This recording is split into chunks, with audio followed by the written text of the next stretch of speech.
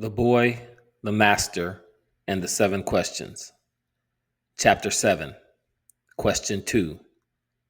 How do we use the divine light? The second of 7 days arrives, and the boy is excited to learn more. Although he barely sleeps the night before, his mind had been racing all night, contemplating and digesting what he had learned on day one. When the boy arrives at the master's cave, he sees the master sitting in meditation by the fire. Not wanting to disturb him, the boy sits in silence until the master opens his eyes. The master looks at the boy and says, "Ah, my young student has returned. In what direction will you take us today?" The boy sits up and declares, "Master, you said everything is of divine light, and the divine power is within us." "Yes, this is correct," answers the master. "Master," the boy addresses him, "how do we use the divine light within us?" The master smiles and pauses for a moment. "Surely you will be a great master one day. Of this I have no doubt." The master pauses again as he gathers his thoughts to speak further. Then he says, "Before time, space, and matter came into existence, there was eternal light, the one source of everything, totally pure with omnipotent energy. This omnipotent power decided to manifest. So it brought forth two sides of itself, two energies of itself, both energies serving a different function and purpose. Each is equal, yet different in its own way. This was the first creation. From these two energies working together in harmony, all else came forth. When these two energies come together, power and manifestation occur. When these energies are apart from each other, there is no power."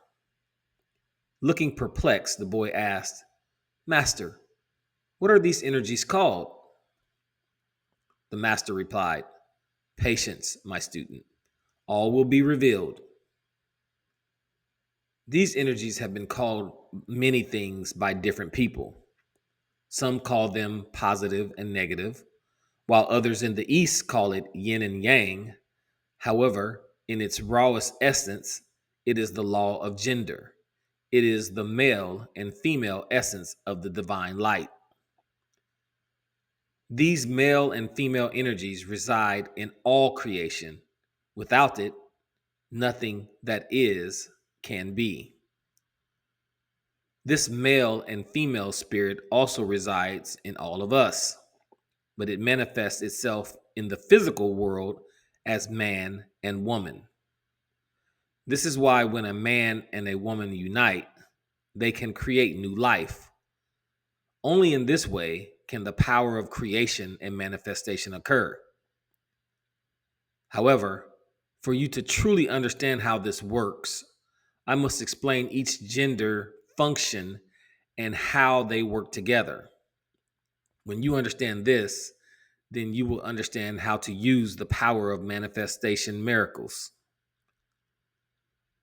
The, the first energy is the male energy.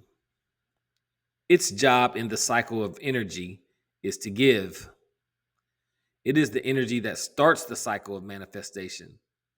The male's energy's job is to give the female energy all the information and knowledge so that manifestation is clear. Now, even though the male energy starts the process and gives the female energy instructions, this in no way means that the male is the ruler or dominates the female.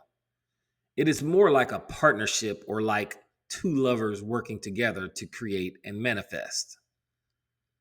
Now, although the female energy is much different, it is not less, just different.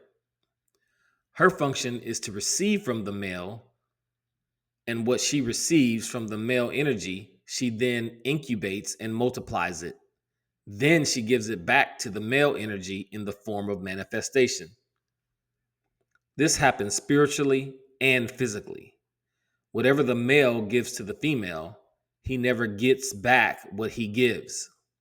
He receives the manifestation of what he gives. This is how creation occurs. The boy asked, Master, can you give me an example?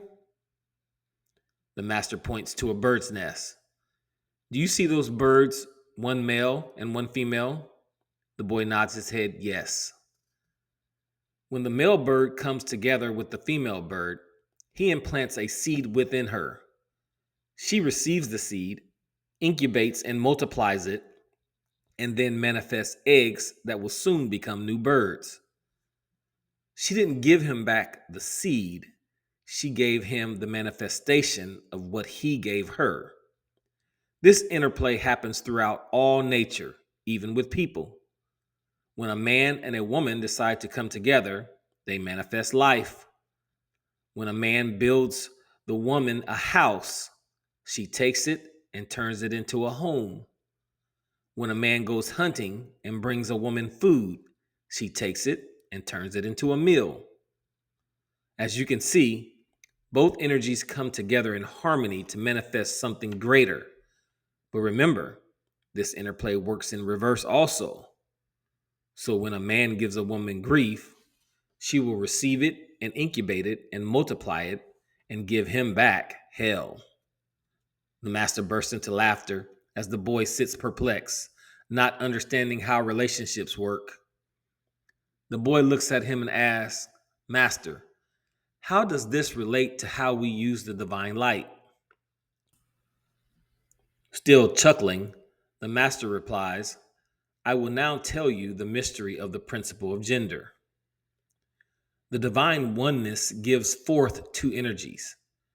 These same two energies are operating in you, even though you are not aware of it.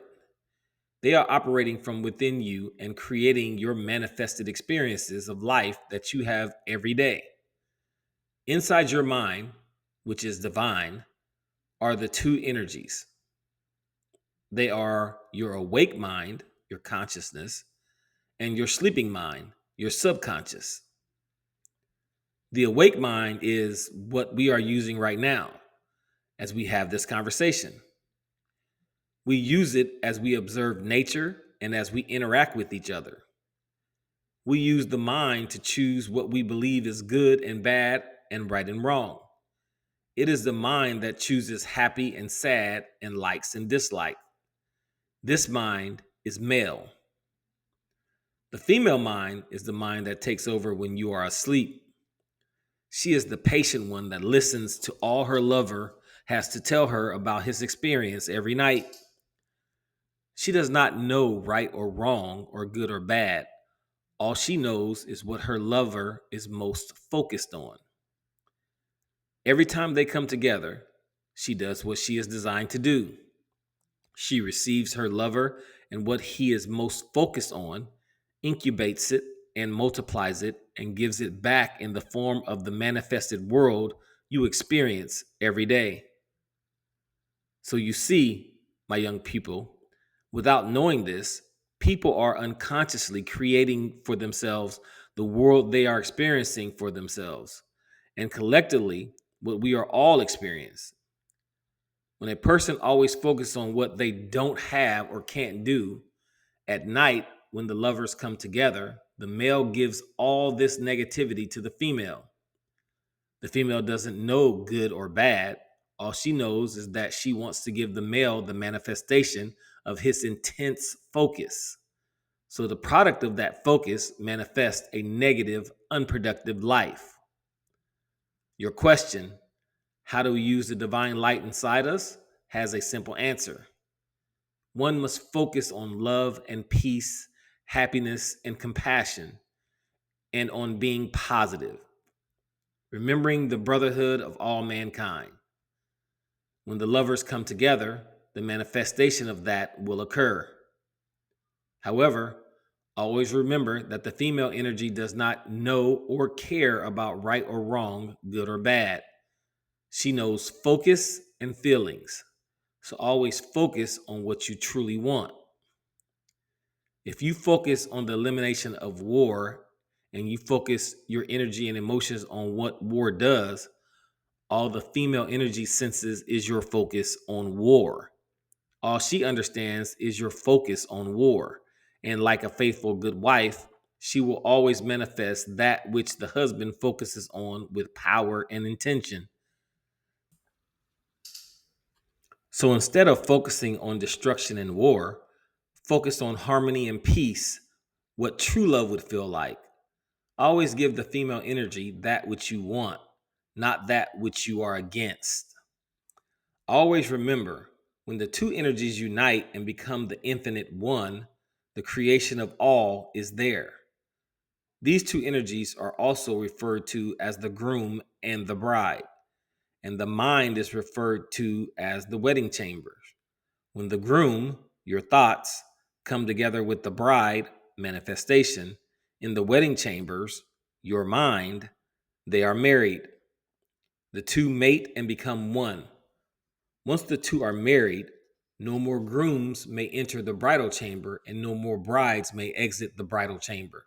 The two have become one and creation occurs. The boy listens with wonder and excitement. None of the mystic masters had ever talked like this. The boy says to the master, "Thank you, master. More of the veil has been lifted. I see more of the big sister of truth, and I will never be the same." The master replies, "This will conclude day 2.